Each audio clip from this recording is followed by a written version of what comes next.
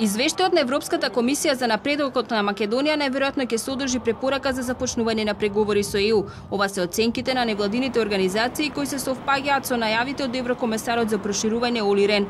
Доколку се остварат прогнозите дека Ирска на референдум ќе го усвои Лисабонскиот договор, а потоа и Чешка, ова значи пренесување на дел од надлежностите од земјите членки на Унијата и 70 на нови политики во ЕУ, за кои Грција ќе мора да бара сојузници за своите цели и два пати да размисли представањето нова блокада за Македонија, велат од невладиниот Македонски центар за европско образование.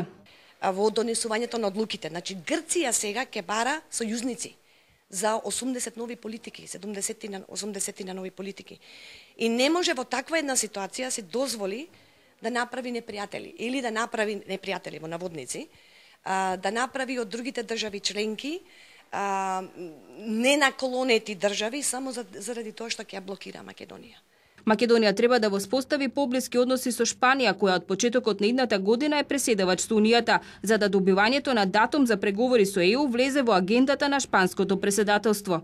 Ако Шпанија нас не стави како приоритет на нивната агенда, ние ќе бидеме приоритет се до крајот на јуни 2011 година.